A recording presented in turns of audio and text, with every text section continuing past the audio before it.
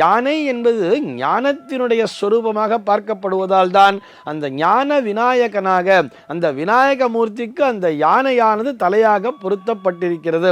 யானையினுடைய உருவமானது பொருத்தப்பட்டிருக்கிறது. நம்ம அதுக்கு ஒரு கதையை படிச்சிருப்போம். அதாவது பார்வதி அன்னையானவள் தன்னுடைய உடம்பிலே இருந்த மஞ்சள் அத்தனையும் ஒன்றாக திரட்டி ஒரு குழந்தையாக உருமாற்றி அதற்கு உயிர் கொடுத்து வாசலிலே தன்னுடைய பாதுகாப்பாக வச்சுட்டு உள்ள போய் ஸ்நானம் பண்ண போயிருந்தார்.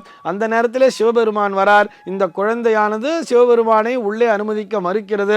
சிவபெருமான் அதனுடைய தலையை கொய்து விட்டார். கோவம் வந்து சிவபெருமான் அந்த குழந்தையினுடைய தலையை கொய்த உடனேயே பார்வதி அன்னையானவள் ஓடி வந்து வருத்தப்படுறார். உடனே இவர் என்ன சொல்றார், அப்படியே தன்னுடைய பூதகணங்களிடத்திலே சொல்லி, அப்படியே போங்க, வடக்கு பக்கம் தலை வச்சு யார் படுத்துட்டு இருக்காளோ அவருடைய தலையை வெட்டி எடுத்துட்டு வந்துருங்க அப்படின்னு சொல்றார். போகும்பொழுது பார்த்தா ஒரு யானையானது வடக்கு நோக்கி தலை வைத்து படுத்து கொண்டிருக்கிறது.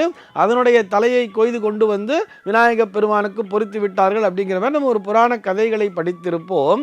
ஆனால் இதன் மூலமாக நமக்கு சொல்லப்படக்கூடிய கருத்து என்னன்னு சொன்னா, வடக்கு நோக்கி தலை வைத்து படுக்க கூடாது அப்படிங்கிற ஒரு கருத்து. இது போக முழுக்க முழுக்க ஞானத்தை கொடுத்து நீ எல்லோரையும் பாதுகாப்பாயாக அப்படின்னு சொல்லிட்டு, நீயே இன்று முதல் முழுமுதற் கடவுள் அப்படின்னு சொல்லிட்டு விநாயக பெருமானுக்கு மொத்த சக்தியையும் வாரி இறைவன் வழங்கிவிட்டார் அப்படிங்கிறதும் ஒரு காரணமாக நாம் புரிந்து கொள்ளலாம்.